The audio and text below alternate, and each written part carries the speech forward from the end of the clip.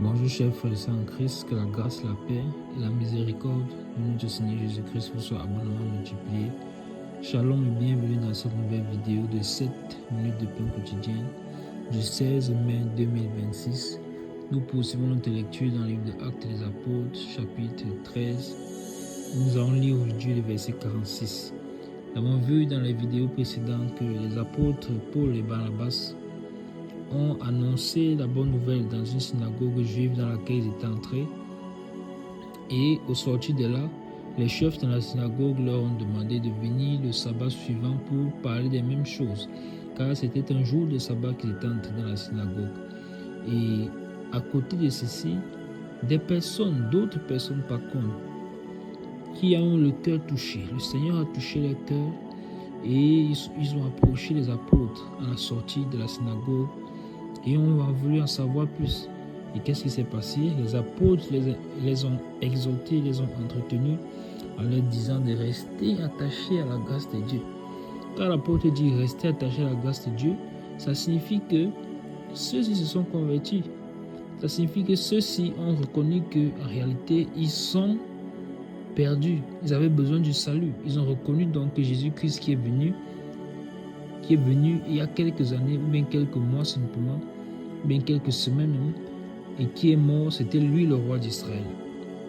Souvenons-nous que l'apôtre Paul avait pris le temps de leur expliquer, en commençant par Abraham, en remontant les Écritures pour leur expliquer que Jésus-Christ est le Seigneur que Israël attendait. Et on s'était posé cette question, est-ce que les chefs de la synagogue, ceux-là qui leur ont demandé de venir une semaine plus tard, le prochain sabbat, parler des mêmes choses, est-ce qu'eux devaient faire partie de ces personnes qui ont accepté la bonne nouvelle de l'évangile, le salut? On a clairement vu que, au contraire, quand on a lu le verset 45 hier, on a vu qu'au contraire, ils étaient pleins de jalousie. Pourquoi étaient-ils pleins de jalousie? Parce qu'une semaine plus tard, lorsque les apôtres sont venus, qu'est-ce qui s'est passé? Presque toute la ville était sortie pour entendre la parole de Dieu. Alors ces hommes pleins de jalousie, les mêmes personnes qui leur demandaient de venir parler de ces mêmes choses, c'est ce qu'ils ont fait. Ils ont plutôt commencé à les injurer, à s'opposer à ce que l'apôtre Paul disait, en les contredisant, en les injuriant même. Vu qu'ils n'avaient pas d'argument, vu qu'ils ont constaté que la loi dans laquelle ils voulaient tenir les gens captifs pour avoir la domination sur eux était dépassée. Et voyant donc qu'ils allaient perdre leurs privilèges, perdre l'ascendant qu'ils avaient sur les hommes, sur les âmes des hommes, alors qu'est-ce qui se passe? Ils commencent à contredire les apôtres et ils vont même jusqu'à injurer. C'est terrible. Ils descendent dans une telle bassesse pour des personnes qui se disent justement être des docteurs de la loi, des chefs des synagogues.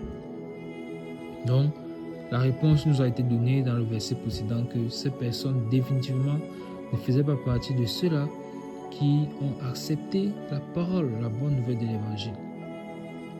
Alors, on s'est posé la question, vu qu'ils ont injurié les apôtres, comment les apôtres vont-ils réagir? Est-ce qu'ils vont également réagir par des injures? Comment vont-ils réagir? C'est une question que nous pouvons nous poser. Comment est-ce que nous réagissons lorsque nous sommes en face de quelqu'un qui nous a manqué de respect? Lorsque nous sommes en face de quelqu'un qui nous a injurié? Lorsque nous sommes en face de quelqu'un qui nous a contredit? Quelle est notre réaction? Est-ce que nous réagissons comme des enfants de Dieu? Est-ce que nous gardons notre calme? Est-ce que nous gardons notre calme? C'est des questions que nous devons nous poser en tant qu'enfants de Dieu. Mais avant d'y arriver, nous devons nous poser également la question, est-ce que nous faisons partie de ceux-là qui sont venus vers les apôtres pour recevoir la vie, qui ont accepté le Seigneur, ou bien ceux-là qui simplement sont restés dans la loi, sont restés religieux, sont restés sans relation personnelle avec le Seigneur? Est-ce que nous faisons partie de ceux-là qui sont restés dans l'adoucissement? L'apôtre Paul les avait bien mis en garde. N'endurcissez pas vos cœurs, ne soyez pas arrogants, comme le prophète Habakkuk avait dit. Mais malgré tout, j'étais arrogant. Et la prophétie donc s'est accomplie sur leur vie. La prophétie, cette mauvaise prophétie s'est accomplie sur eux. Je vais faire en Israël une chose que si une chose nouvelle, c'est ce que nous avons lu au verset 41. Une œuvre que vous ne croirez pas si on vous la racontait. Et voilà donc cette prophétie qui s'est accomplie sur eux, tout simplement par désobéissance. Et donc, je t'exhorte donc, toi qui écoutes cette vidéo, si tu n'as pas encore donné ta vie au Seigneur, ne copie pas le même exemple de désobéissance. Au contraire, sois obéissant, accepte Jésus-Christ qui te tend la main. Accepte Jésus-Christ qui te tend la main. Répands-toi de ta vie passée. Viens à lui sincèrement de tout ton cœur et avec honnêteté. Et il t'accordera son esprit qui est le gage de la vie éternelle. Et ensuite, fais-toi baptiser. Entre les eaux du baptême. Cela permettra pour toi de t'identifier à la mort du Seigneur Jésus-Christ et en sortant des eaux, de t'identifier également à sa résurrection. Alors, nous allons lire aujourd'hui le verset 46 pour voir clairement quelle a été la réaction des apôtres. Verset 46. Paul et Barnabas leur disent avec assurance: c'est à vous premièrement que la parole de Dieu devait être annoncée. Mais puisque vous la repoussez et que vous jugez vous-même indigne de la vie éternelle, voici, nous nous tournons vers les païens. Amen. Je lis le verset. Paul et Barnabas leur disent avec assurance: c'est à vous premièrement que la parole de Dieu devait être annoncée. Mais puisque vous la repoussez et que vous vous jugez vous-même indigne de la vie éternelle, voici, nous nous tournons vers les païens. Amen. Merveilleux verset une fois de plus qui résume encore cet appel que je faisais tout à l'heure à venir au Seigneur Jésus-Christ, à accepter la main tendue du Seigneur. Voici donc les deux apôtres qui leur parlent avec assurance, dont ils ne se sont pas laissés intimider par les injures, ils ne sont pas laissés intimider par le fait qu'ils soient contredits par ces personnes. Ils ont parlé avec assurance. Et là, on peut clairement voir que c'est le Saint-Esprit qui est en train d'agir au travers de leur vie et parler au travers de leur bouche. Ils ont parlé avec assurance. Avec assurance. C'est à vous premièrement que la parole de Dieu devait être annoncée, comme ils l'ont fait. Car le Seigneur est venu d'abord pour sauver les Juifs. Mais qu'est-ce qui se passe? Cette prophétie, une fois de plus encore, négative, s'est accomplie sur eux. Ils ont rejeté, ils ont été arrogants.